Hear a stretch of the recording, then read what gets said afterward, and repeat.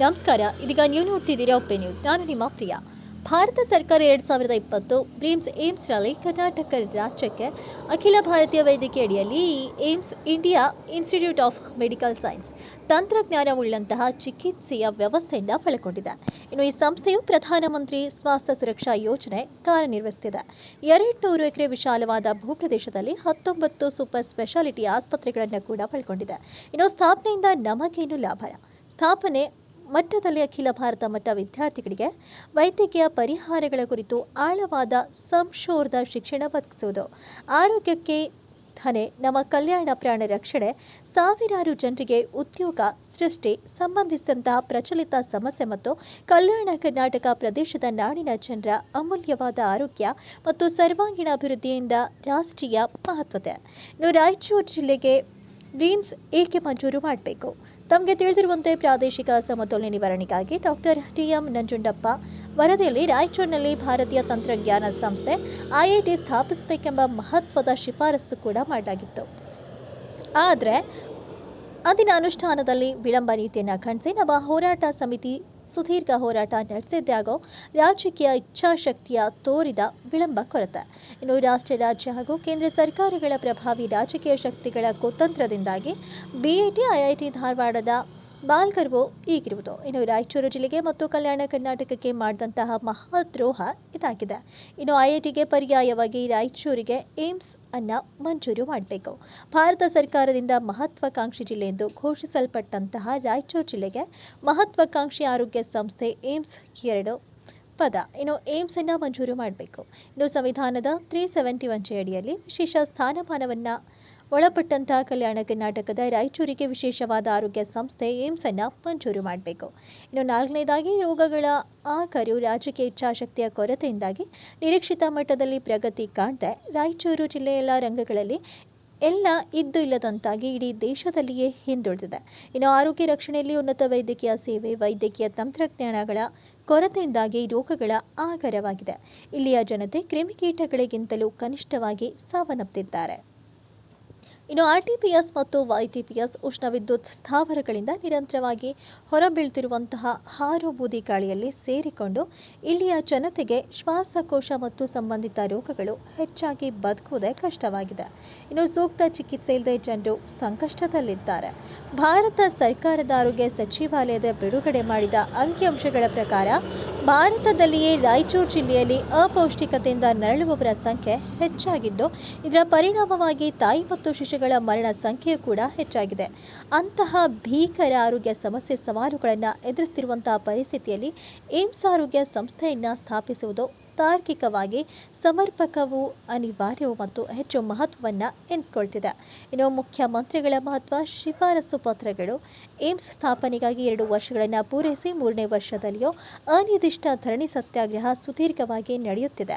ಇನ್ನು ಬದ್ಧತೆಯ ಯಾವುದೇ ರಾಜ್ಯ ಇಲ್ಲದ ಹೋರಾಟವನ್ನು ಮನ್ನಿಸಿ ಗೌರವಿಸಿ ತಮ್ಮ ಪಕ್ಷದ ಚುನಾವಣಾ ಪ್ರಣಾಳಿಕೆಯಲ್ಲಿ ನೀಡಿದಂತಹ ಭರವಸೆಯಂತೆ ಮುಖ್ಯಮಂತ್ರಿ ಸಿದ್ದರಾಮಯ್ಯನವರು ಭಾರತ ಸರ್ಕಾರದ ಆರೋಗ್ಯ ಮತ್ತು ಕುಟುಂಬ ಕಲ್ಯಾಣ ಸಚಿವರಿಗೆ ದಿನಾಂಕ 17/6/2023 ಮತ್ತು 7/9/2023 2 ಸಲ ಪತ್ರಗಳನ್ನು ಬರೆದು ಅತ್ಯಂತ ಹಿಂದುಳಿದ ರೋಗಗ್ರಸ್ತ ಮಹತ್ವಾಕಾಂಕ್ಷಿ ಜಿಲ್ಲೆ ಎಂದು ಘೋಷಿಸಲ್ಪಟ್ಟಂತಹ ರಾಯಚೂರಿನಲ್ಲಿ ಏಮ್ಸ್ ಸ್ಥಾಪಿಸಬೇಕೆಂದು ಮಹತ್ವದ ಶಿಫಾರಸನ್ನ ಮಾಡಿದ್ದಾರೆ. ಇನ್ನು ಬೇಕೇ ಬೇಕು, ಏಮ್ಸ್ ಬೇಕು, ಈ ಸಂದರ್ಭದಲ್ಲಿ ಬೇಕು ಅಂತ ತಿಳಿಸಿದ್ರು. ಭಾರತ ದೇಶದಲ್ಲಿ 48 ಬಿಲಿಯನ್ ಆಗಿವೆ. ನಂತರ 8 ವರ್ಷದ ನಂತರ ಭಾಷಾವಾರು ಪ್ರಾಂತ ರಚನೆಯ ಮೇಲೆ ಪ್ರಜೆಯಲ್ಲಿ ರಿಪೋರ್ಟ್ ಪ್ರಕಾರ 1956 ನವೆಂಬರ್ 1 ನಾವು ವಿಶಾಲ ಮೈಸೂರು ರಾಜ್ಯದಲ್ಲಿ ಸೇರ್ಕೊಂಡಿವಿ. ಅದು ವಿಷಯ ಯಾರನ್ನ ಹೇಳಿದ ಯಾವ ರೀತಿ ಸೇರಿದೇವೆ, ಯಾಕೆ ಸೇರಿದೀವಿ ಅಂತೇಳಿ. ಒಂದು ಕನ್ನಡ ಮಾತಾಡೋ ಜನರು ಒಂದೇ ಕಡೆ ನ್ಯಾಯ ಸಿಗ್ತದ, ನಮಗೂ ಸರಿಯಾಗಿ ನೋಡ್ತಾರೆ. ಹಳಿ ಮೈಸೂರದವರು, ಬೀದರ್, ಗುಲ್ಬರ್ಗ, ರಾಯಚೂರು, ಕೊಪ್ಪಳ, ಯಾದಗಿರಿ ನೋಡ್ತಾರೆ ಸರಿಯಾಗಿ ಅಂತೇಳಿ ನಾವು ಸೇರ್ಕೊಂಡಿವಿ. ಸೇರಿದ ನಂತರ ನಮ್ಗೆ ಬಹಳಷ್ಟು ಅನ್ಯಾಯ ಆಗ್ಲತ್ತಿತ್ತು. ಒಂದು ಕಡೆ ಸತ್ಯಶೋಧನಾ ಸಮಿತಿ ವರದಿ ಕಲ್ಯಾಣ ಕರ್ನಾಟಕ ನ್ಯಾಯ ಕೊಡಿ ಅಂತ ಹೇಳ್ತು. ಒಂದು ಕಡೆ ಫಜಲಲಿಯವರ ವರದಿಯಲ್ಲಿ 835 ಪ್ಯಾರ ಹಿಡ್ಕೊಂಡು 10 ಪ್ಯಾರದಲ್ಲಿ ಬರೆದಾರ ತುಂಗಭದ್ರಾ ನದಿ ಮೇಲ್ಪಟ್ಟ ಪ್ರದೇಶಕ್ಕೆ ನ್ಯಾಯ ಕೊಡ್ರಿ. ಮತ್ತೊಂದು ಕಡೆ ಏನಂದ್ರೆ ನಂಜುಂಡಪ್ಪ ವರದಿಯಲ್ಲ ನಮ್ಮ ಬೈಬಲ್ ಇದ್ದಂಗೆ ಅದು, ನಮ್ಗೊಂದು ಧರ್ಮಗ್ರಂಥ ಇದ್ದಂಗೆ ಅದನ್ನು ಏನು ಹೇಳ್ತಾರೆ, ಕಲ್ಯಾಣ ಕರ್ನಾಟಕ ಅತ್ಯಂತ ಹಿಂದುಳಿದ ಪ್ರದೇಶ ರಾಜ್ಯದ 175 ಜಿಲ್ಲೆಗಳಲ್ಲಿ ದಿನದಲ್ಲಿ 39 ಅತ್ಯಂತ ಹಿಂದುಳಿದ ಜಿಲ್ಲೆಗಳು, ಆಮೇಲೆ 40 ಅತಿ ಹಿಂದುಳಿದ ಜಿಲ್ಲೆಗಳು, 35 ಹಿಂದುಳಿದ ಜಿಲ್ಲೆಗಳು, 61 ಮುಂದುವರೆದಂಥ ತಾಲೂಕುಗಳು. ಅಂದರೆ ಜಿಲ್ಲೆಗಳೆಲ್ಲ ತಾಲೂಕುಗಳು ಟೋಟಲ್ 175. 39 ತಾಲೂಕದಾಗ 21 ಅತ್ಯಂತ ಹಿಂದುಳಿದ ನಮ್ಮ ಭಾಗದೇ. ಅದಕ್ಕೆ ಕಲ್ಯಾಣ ಕರ್ನಾಟಕ ಪ್ರದೇಶಕ್ಕೆ ಏನದಲ್ಲ ನಂಜುಂಡಪ್ಪ ವರದಿಯನ್ನು ಹೇಳ್ತಾರ. ಕಲ್ಯಾಣ ಕರ್ನಾಟಕ ಪ್ರದೇಶದ ಬೀದರ್ಕ ನೀವು ಪಶು ಸಂಗೋಪನಾ ವಿಶ್ವವಿದ್ಯಾಲಯ ಸ್ಥಾಪನೆ ಮಾಡ್ರಿ, ಮೆಡಿಕಲ್ ಕಾಲೇಜ್ ಕೊಡ್ರಿ, ರಾಯಚೂರ್ಗೆ IIT ಕೊಡ್ರಿ, ಅದೇ ರೀತಿ ನೀರಾವರಿ ಯೋಜನೆಗಳು ಆದ್ಯತೆ ಕೊಡ್ರಿ, ಮತ್ತು ಕೇಂದ್ರದ ಏನದಲ್ಲ ಸೆಂಟ್ರಲ್ ಯೂನಿವರ್ಸಿಟಿಗಳಿಗೆ ಈ ಭಾಗದಾಗ ಸ್ಥಾಪನೆ ಮಾಡ್ರಿ, ಮತ್ತು ಉದ್ಯೋಗ ಸೃಷ್ಟಿ ಮಾಡೋಂಥ ಫ್ಯಾಕ್ಟ್ರಿಗಳನ್ನು ಸಹ ಇಲ್ಲೇ ಮಾಡ್ರಿ ಅಂತೇಳಿ ಬಹಳಷ್ಟು 115 ಶಿಫಾರಸು ಮಾಡಿದ್ರು. ಅದರಲ್ಲಿ IIT ರಾಯಚೂರು ಕೊಡ್ಬೇಕಂತೇಳಿ ಸ್ಪಷ್ಟವಾಗಿ ನಂಜುಂಡಪ್ಪ ವರದಿಯವರು ಬರ್ದಾರ.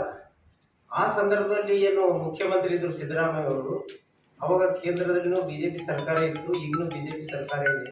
ಸರಿ, ಇವತ್ತಿಗೆ 792 ದಿನಗಳ ಹೋರಾಟ ಇವತ್ತು ರಾಯಚೂರಲ್ಲಿ ನಡೀತಾ ಇದೆ. ಏಮ್ಸ್ ಸ್ಥಾಪನೆ ಮಾಡಬೇಕು, ಈಗಾಗಲೇ ಹೋರಾಟ ಶುರುವಾಗಿದೆ, ನಿರಂತರವಾಗಿ ನಡೀತಾ ಇದೆ. ಕಾರಣ ತಮಗೆಲ್ಲರಿಗೂ ಗೊತ್ತಿದೆ, ಪತ್ರಿಕೆ ಮೂಲಕ ಬೇರೆ ಬೇರೆ ಮಾಧ್ಯಮಗಳ ಮೂಲಕ ಅರ್ಥ ಆಗಿರ್ತದೆ. 2020ನೇ ಇಸ್ವಿಯಲ್ಲಿ ಕೇಂದ್ರ ಸರ್ಕಾರದ ಬಜೆಟ್ನಲ್ಲಿ ಕರ್ನಾಟಕ ರಾಜ್ಯಕ್ಕೆ ಅಖಿಲ ಭಾರತ ವೈದ್ಯಕೀಯ ವಿಜ್ಞಾನಗಳ ಸಂಸ್ಥೆ ಏಮ್ಸನ್ನು ನೀಡಲಾಗುತ್ತದೆ ಅಂತ ಕೇಂದ್ರ ಸರ್ಕಾರ ಘೋಷಣೆ ಮಾಡ್ತದೆ. ಇದು ಒಂದು. ನಮಗೆ ಏಮ್ಸ್ ಘೋಷಣೆ ಆದ ತಕ್ಷಣ ನಮ್ಮ ರಾಯಚೂರಲ್ಲಿ ಹೋರಾಟ ಶುರುವಾಯಿತು. ನಮಗೂ ಏಮ್ಸ್ ಕೊಡಿ ಅಂತೇಳಿ ಅದನ್ನು ಒಂದು ನಿಯೋಗ ಅವತ್ತಿನ ಮುಖ್ಯಮಂತ್ರಿಗಳಾಗಿರ್ತಕ್ಕಂಥ ಶ್ರೀ ಯಡಿಯೂರಪ್ಪರ ಹತ್ರ ನಾವು ಹೋದ್ವಿ. 23ನೇ ತಾರೀಕು ಮಾರ್ಚ್ 2021 ನಾವು ಹೋಗಿದ್ವಿ. ಅವ್ರು ಒಂದೇ ಹೇಳಿದ್ವಿ, ಸರ್ ನಾವೇ ಯಾಕೆ ಏಮ್ಸ್ ಕೇಳಬೇಕು, ಎಲ್ಲ ಜಿಲ್ಲೆಗಳು ಬಿಟ್ಟು ನಮಗೆ IIT ವಿಷಯದಲ್ಲಿ ಭಾಳ ದ್ರೋಹ ಆಗಿದೆ, ಅನ್ಯಾಯ ಆಗಿದೆ, ಅದಕ್ಕೆ ಪರ್ಯಾಯವಾಗಿ ಏಮ್ಸ್ ಕೊಡಿ ಅಂತ ನಾವು ಕೇಳ್ತಾ ಇದ್ದೀವಿ. ಬಟ್ ಒಂದು ವಿಷಯ, ಯಡಿಯೂರಪ್ಪನವರು ರಾಯಚೂರಿಗೆ IIT ಕೊಡಲೇಬೇಕಂತೂ ಕೂಡ ನಮ್ಮ ಜೊತೆಗೆ ದೆಹಲಿ ಕೂಡ ಬಂದಿದ್ದರು. ಅವರು ಸ್ಮೃತಿ ಇರಾನಿ ಅವರು ಕೇಂದ್ರ ಮಾನವ ಸಂಪನ್ಮೂಲ ಸಚಿವರಾಗಿದ್ದಾರೆ. ಖರ್ಗೆ ಸಾಹೇಬರು ಕೂಡ ಬಂದಿದ್ದರು. ಎಲ್ಲರೂ ಕೂಡ ನಮಗೆ ಸಪೋರ್ಟ್ ಮಾಡಿದರು. ಇಡೀ ಕಲ್ಯಾಣ ಕರ್ನಾಟಕದ ಎಲ್ಲ MP, ಸಚಿವರು, ಶಾಸಕರು ಆಗಿದ್ದರು. It was very historic delegation. ಆದಾಗ್ಯೂ ಕೂಡ ನಮ್ಮ ಸಿದ್ದರಾಮಯ್ಯವರು ಒಂದು ಏನು ಮೋಸ ಮಾಡಿಬಿಟ್ರು. ಆಲ್ರೆಡಿ ನಿಮಗೆ ಒಂದು ವಿಷಯ ಹೇಳ್ತೇನೆ. 2012ರಲ್ಲಿ ಜಗದೀಶ್ ಶೆಟ್ಟರ್ ಅವರು ಮುಖ್ಯಮಂತ್ರಿ ಆಗಿದ್ದಾಗ ಕಲಬುರಗಿಯಲ್ಲಿ ಒಂದು ಸಚಿವ ಸಂಪುಟ ಸಭೆ ಆಗ್ತದೆ. ಆ ಸಭೆಯಲ್ಲಿ ನಂಜುಂಡಪ್ಪ ವರದಿ ರಿಪೋರ್ಟ್ ಪ್ರಕಾರ ರಾಯಚೂರಿಗೆ IIT ಕೊಡಬೇಕು, ಇಂಡಿಯನ್ ಇನ್ಸ್ಟಿಟ್ಯೂಟ್ ಆಫ್ ಟೆಕ್ನಾಲಜಿ ಕೊಡಬೇಕಂತ ತಿಳ್ಕೊಂಡು ಒಂದು ನಿರ್ಣಯ ತೆಗೆದುಕೊಳ್ತಾರೆ. ಕ್ಯಾಬಿನೆಟ್ ಡಿಸಿಷನ್ ಆಗ್ತದೆ. ಅದ್ರ ಪ್ರಕಾರ UPA ಸರ್ಕಾರ ಇರ್ತದೆ. ಮನಮೋಹನ್ ಸಿಂಗ್ ಅವರು ಪ್ರಧಾನಮಂತ್ರಿಯವರಿಗೆ ಖುದ್ದಾಗಿ ಜಗದೀಶ್ ಶೆಟ್ಟರ್ ಅವರೇ ಪತ್ರ ಬರೀತಾರೆ, ರಾಯಚೂರಿಗೆ IIT ಕೊಡಿ ಅಂತೇಳಿ. ಜಾಸ್ತಿ ಅಂದ್ರೆ ಹೆಲ್ಪ್ ಮಾಡ್ತಾ ಇರ್ತಾರೆ. ಯಾಕಂದ್ರೆ ಬಂಡೆಪುರ ಅದ, ಅವರಿಗೂ ತಗೊಂಡು ಹೋಗ್ತೀವಿ. ಮುಖ್ಯಮಂತ್ರಿ ಕುಮಾರಸ್ವಾಮಿ ಇದ್ರು, ಟೆಕ್ಸ್ಟೈಲ್ ಪಾರ್ಕ್ ಘೋಷಣೆ ಮಾಡಿದ್ರು. ಅದೇ ಅದಕ್ಕೋಸ್ಕರ ಬಜೆಟ್ ಅಲ್ಲಿ ಟೆಕ್ಸ್ಟೈಲ್ ಪಾರ್ಕ್ ಅವಾಗ ಘೋಷಣೆ ಮಾಡಿದ್ರು, ಇನ್ನೂವರೆಗೆ ಆಗಿಲ್ಲ. ಅದೇ ಅದಕ್ಕೋಸ್ಕರ ರೀಸೆಂಟ್ ಒಂದು ಮೀಟಿಂಗ್ ಆಗಿದೆ. ಇನ್ನೊಂದು ಮೀಟಿಂಗ್ ಎಲ್ಲರ ನೇತೃತ್ವ ಹೋಗೋರಿದ್ದೀವಿ. ಅದಕ್ಕೆ ಬೀದರ್ IIT ಎಲ್ಲ ದೊಡ್ಡ ಇಂಡಸ್ಟ್ರಿ ಯೋಚನೆ ಮಾಡಿದ್ದೀವಿ. ಇದಕ್ಕೆ ಹೋಗಿ ನಮ್ದು ಏನು ಹೋರಾಟ ಸಮಿತಿ ಇದೆ, ಇದೇ ಸಮಿತಿಯಿಂದ ನಮ್ದು ಈ ಭಾಗದ MP MLA-ಗಳಿಗೂ ತಗೊಂಡು ಹೋಗ್ತೀವಿ. ಹೋಗ್ಬಿಟ್ಟು ಇಲ್ಲ ಅದು ಬರಲ್ಲ, ಇಲ್ಲ ನಾಮ್ಸ್ ಪ್ರಕಾರ ಬರಲ್ಲ. 80 ಕಿಲೋಮೀಟರ್ಸ್ ನೀವು ಹೇಳಿದ್ ಕರೆಕ್ಟ್, 80 ಕಿಲೋಮೀಟರ್ಸ್ ಅಲ್ಲಿ ಬರಲ್ಲ.